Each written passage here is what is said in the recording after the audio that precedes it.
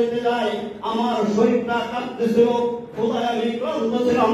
ভাইরা মায়েরা বোনেরা, এই হাত লোকমার হাত, এই হাত আপনাদের হাত, এই পবিত্র হাতের সাথে আসুন আমরা শপথ গ্রহণ করি যে সম্পদ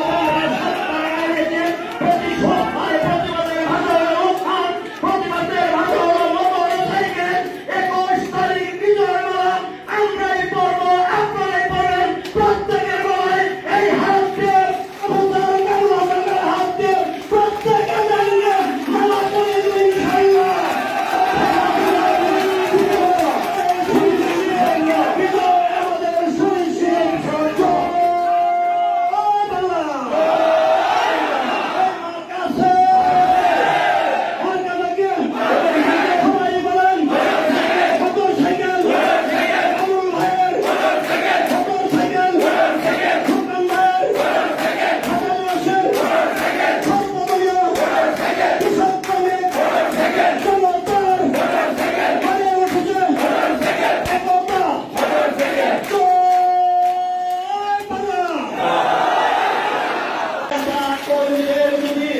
হুমকি দামকি দেওয়া হয়, সরকারের সিদ্ধান্ত ট্রিপল 9-এ ফোন করবেন, কোথা থেকে ফোন করবেন, পরিচয় দেবেন।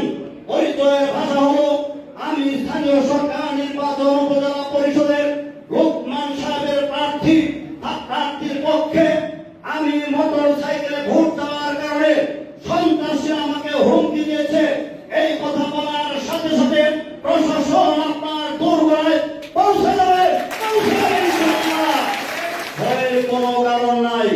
এমপি সাহেবদের কাজ হচ্ছে সংসদে তারা নীতি নির্ধারণের ভূমিকা রাখবে, আর তাদের জন্য আলাদা বাজেট আছে, তারা এলাকার উন্নয়ন করবে। লোকমান জয়যুক্ত হলে সে গরিবের হক মারবে না, মনে করেন। আমার ব্যর্থতা এখানে করব, এবং এবার আমরা রাস্তায় নেমেছি। প্রায় 1 মাস ধরে আমরা লোকমানের বিজয় 7 বছর ধরে ঘাটালের মানুষের পাশে আছে, ত্রাণ দিয়েও আছে, চিকিৎসা দিয়েও আছে, বিনামূল্যে চিকিৎসা দিয়েও আছে। সেই কারণে আজকে লোকমান সাহেব এসছে।